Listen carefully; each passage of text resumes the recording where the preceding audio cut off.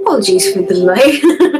I had to finish in the second video because I got called downstairs. So basically what I was going to conclude the video with was a plan. So plan of action is something that's very important to do. So I like to have a 5-point plan for my day. So the start of the day, I start with a gratitude app that I have on my phone. And starting off the day with gratitude is something that's really helps. It's you in the mindset of being grateful in everything you have. The next step is positivity. So I like to do my Om Shantis in the morning, my chanting, or singing. I find music is great. It really gets you into a good mind state.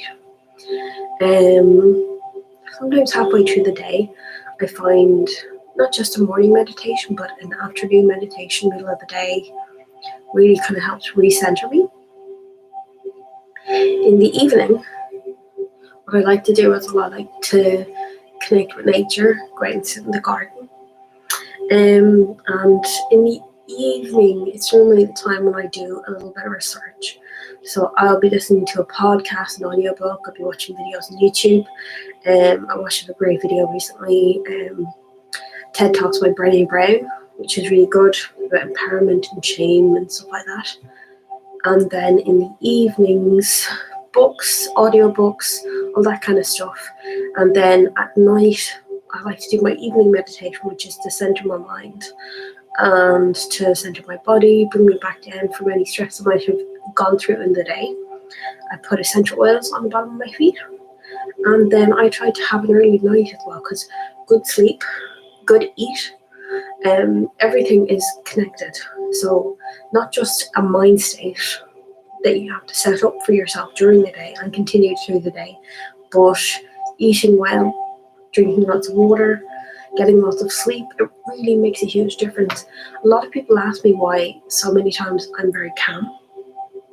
There's a reason for that, because I work on it every day. I've had a lot of situations in my life which have been pretty bad, and I've gotten used to just getting to the point where, I have to just not just grin and bear it, but you start to realize, see a bigger picture, a bigger plan, and realize that, say for instance, I recently got let go from my job because of some of my illness symptoms. And I could see it coming for a while. Some of my spiritual work had started coming back to me already, which normally happens when I, decide to pull away from the retail world. I work at it every few years. I go back to working in retail, and then I come back to working my spiritual work. I'd had a few people say it. I'd had a few people request me teaching a Reiki workshop and stuff like that as well. I even had people buying my book on Amazon as well. So it's so funny that this stuff all sort of comes back to me. And then I started doing the video blogs as a request of one or two of my previous students. And somebody even asked if I could go down and start teaching again in May. So these sort of things happen for a reason. When you're more conscious of your life and you start living in that kind of higher vibration, from the moment that you start your day to the end of your day, the negative stuff, it doesn't come as so much of a surprise, because you've seen the little signs and you have to keep your eyes open. That is part of doing the work, is keeping your eyes open, trusting your intuition, trusting the little messages that you're getting. I had one friend who runs her own business, one of my students, and a great friend of mine, Nieva.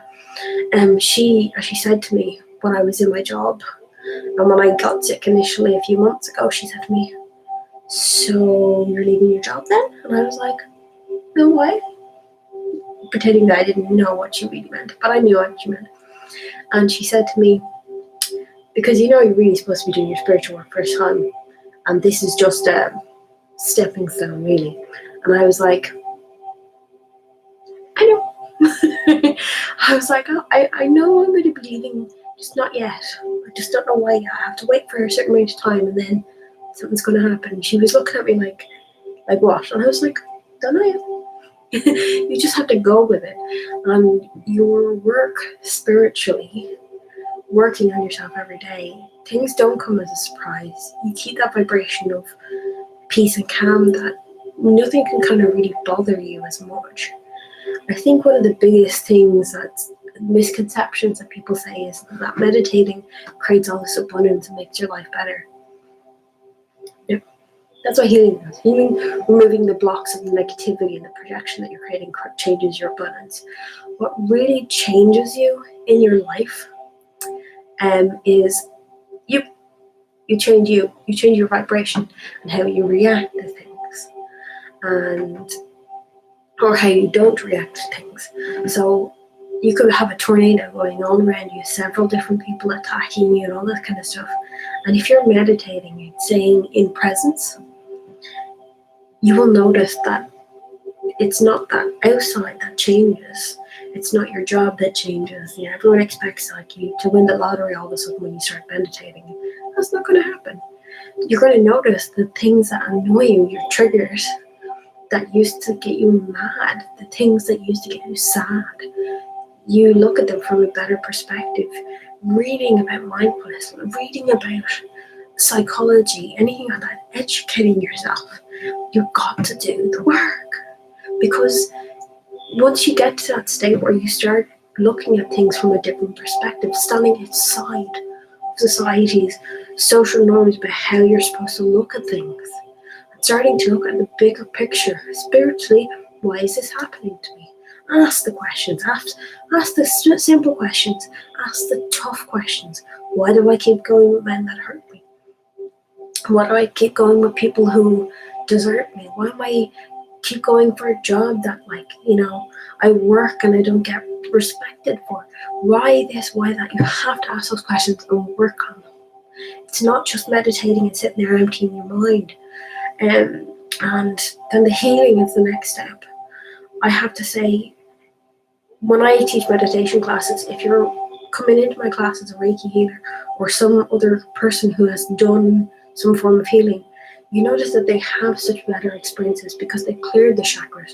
The chakras, the Kundalini energy starts from the root chakra in the groin and goes all the way up through the body.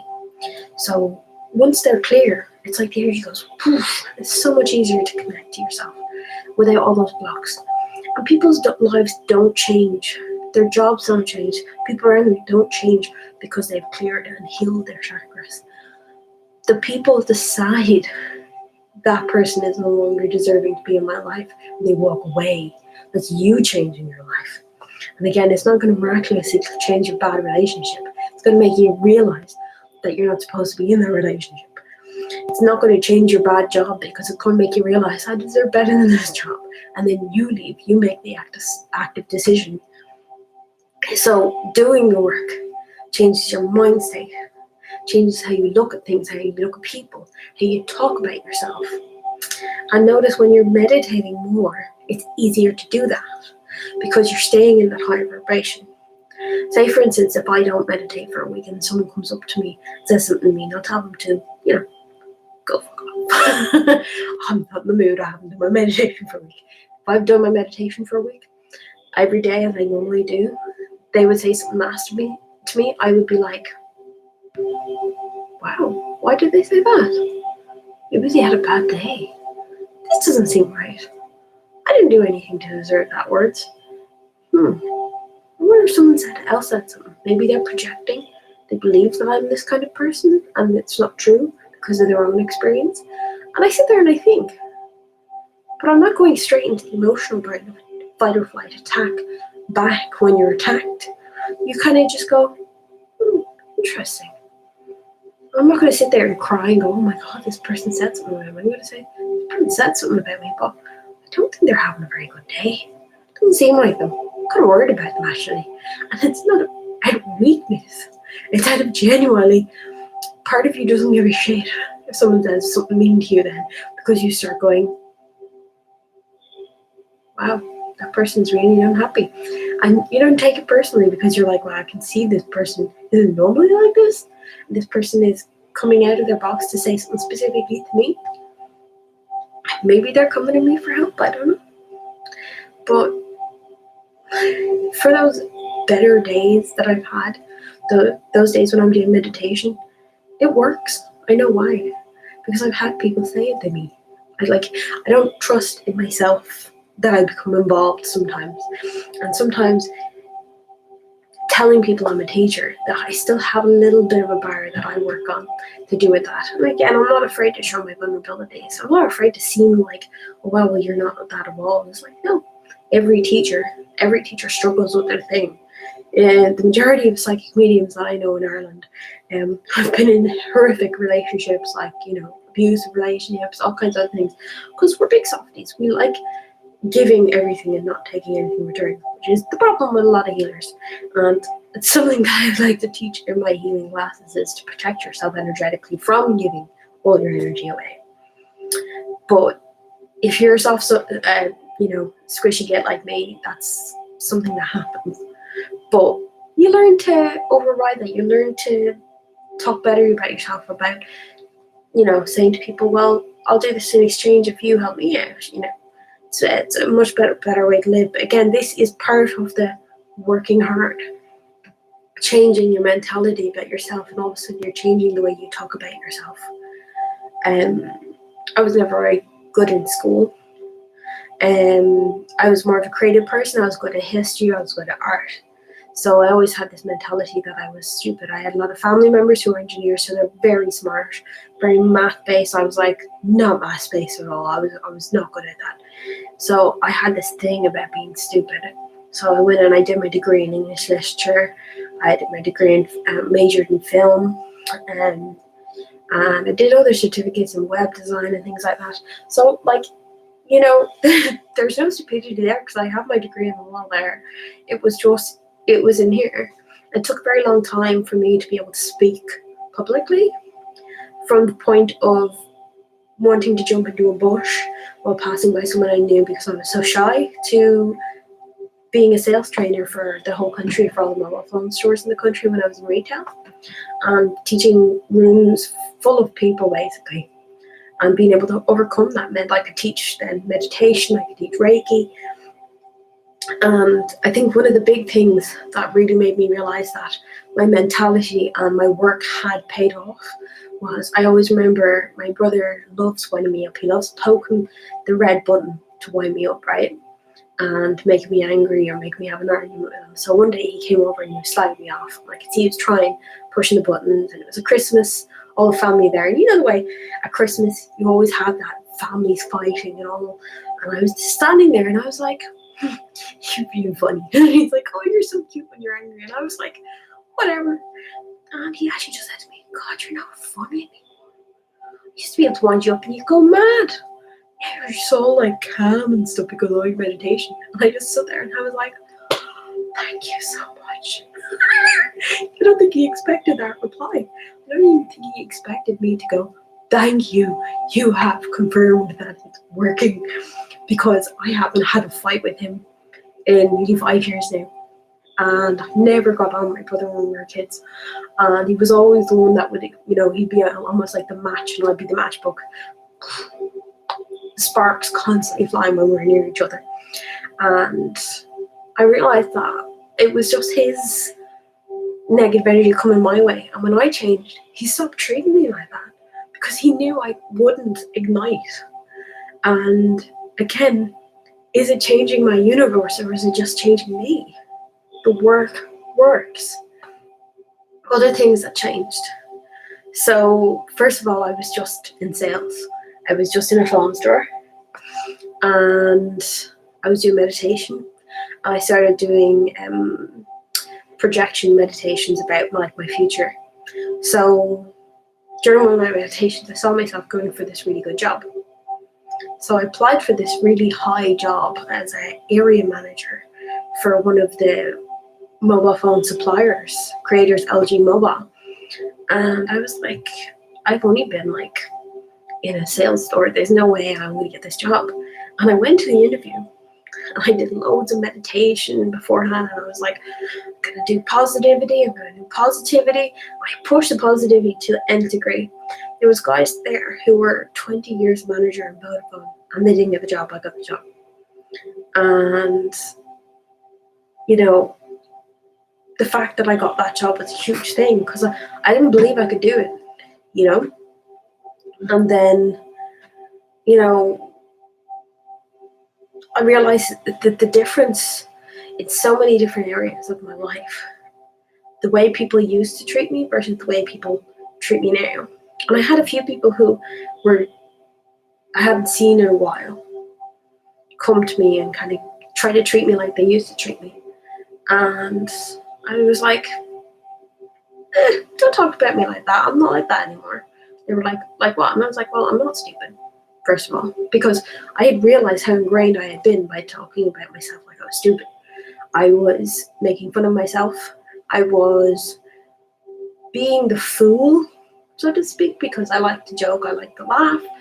And I realized that doesn't happen anymore. Like, I still like to make people laugh, but it gets to a point where I'm like, I never have people treat me the way I used to. I think that the final conclusion to this conversation about working hard, like, I've had the proof, and it's really hard looking forward to go, well, I haven't got proof yet. How do I know if it's going to work? You know, I think with everything, like, say, for instance, if you try a new coffee, you say, I'm going to try a new coffee that has more caffeine in it, and it's going to work. Or I want to try this new shampoo that's apparently going to make my hair gorgeous. Or new makeup, or whatever. Everybody goes and tries something.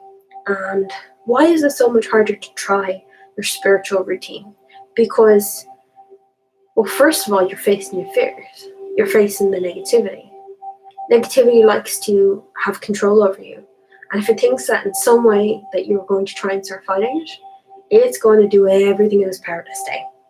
And you're going to feel the tearing in your stomach going, no, don't go to the meditation class. I've had people call me and say, I can cancel on making appointments so many times and say I was horrifically sick because you're so terrified of letting go of what you have.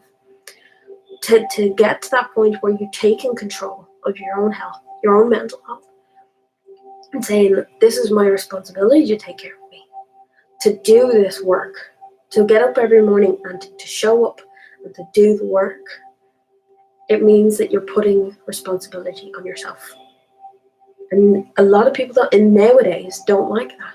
They don't like putting responsibility on themselves for their happiness. They like to put it on their boyfriend. They like to put it on their job. They like to put it on their parents. They like to put it on society. They like to give out about it's that person's fault, it's that person's fault. And you have to take responsibility that your unhappiness is because you are not working on yourself. That's the hardest thing to do. So take responsibility. Say, I am going to do this for me, not because it's a bad thing, because you're a very, very bad person for not working on yourself. That's not the point. Society has taught us not to take care of ourselves. Society has taught us drink coffee instead of sleeping. Society has taught us work instead of seeing your children. Society has taught us, break yourself, but take multivitamins because that'll make you better. So don't worry about that side of things. Don't be guilting yourself. Just do it. Egoless. Don't think about it. Just do it. Make your plan, your 5-step plan for every day. What are you going to do in the morning that makes you feel better? Even if it's having a juice and going to start my day healthy. Or even if it's saying a little prayer and just saying, hey God, how you doing? Even if it's just, saying, putting a positive post on Facebook maybe, or Instagram, whatever. Taking a picture of yourself smiling, saying I love you in the mirror, doing all that kind of stuff. It's still a plan. Do you know what I mean? And once this plan has been activated by you, I can guarantee journal is going to make you believe. Because I remember I did this spiritual practice and I started taking notes. And beforehand, I didn't believe it would work. And a few weeks later, I was like, that didn't work. And I went back to my notes and it had worked. And I had to do it 2 or 3 more times before I actually believed it was working. Because there is some part of you that doesn't want to believe that believing in yourself is possible. Especially if you have depression or anxiety, and working on yourself is really, really going to change your life. But journal it. Make sure that you've got it written down Otherwise, you won't believe it. I was talking the other day about doing my mantras every day, and I've been doing my Om Shanti every day. And a lot of negativity last week with losing my job and other things happening, whatever. And I was just like, God, today I'm so fearless. Today I went for so many walks, even though I was in pain with my walking stick and stuff like that. And today I was like, I felt inspired because I wasn't worried about people looking at me. I wasn't worried about what my makeup looked like. I just felt like, whoa, wow. And I did my Om Shantis, which is the Om, connecting to your divine higher self, Shanti, removing negative energies. And wow, I'm going to do a proper video on the experience I've had with Om Shanti at the end of the week, just to tell you how many things I was thinking before and what are gone. Because I've actually a few things that I'm not worrying about them anymore. I'm not thinking about them, and my mentality of them has changed. Answers have come to me just purely by doing the chanting and just thinking over the day. Oh, I'm actually not worried about that anymore. I actually have a conclusion to that, and I can close that area of my life. And it really, really is helpful. So again, I'm doing the work. I'm trying something different and jumping out of my comfort zone, which is, doing something regularly every day, which is chanting. And I have been doing my chanting maybe twice a month up to now, whereas doing it daily, doing something daily. And normally what I do daily is my meditation. So instead of meditating, instead of giving myself calm, I'm already calm. I'm already quite chilled. But I need to get to the happy place this week. So you have to reanalyze yourself on Monday morning. What am I doing this week for my mindfulness? Do I have to change my 5 bullet points? Always be the person who is bending to the wind. Remember what I was talking about, bend or break? Bend or break is really important because you have to be fluid into what you're creating for yourself and what you're doing as your mindfulness daily, monthly, yearly.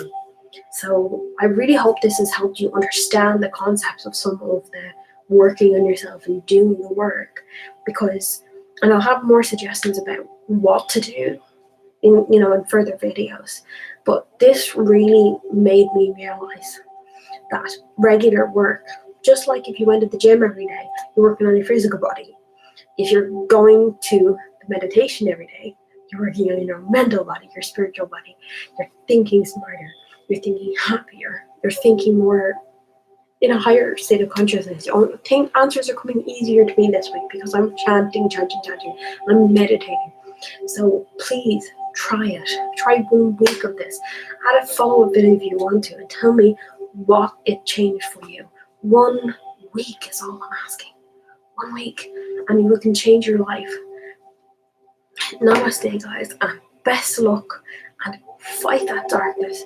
Do it. Take control of your own destiny. You can do it. I believe in you.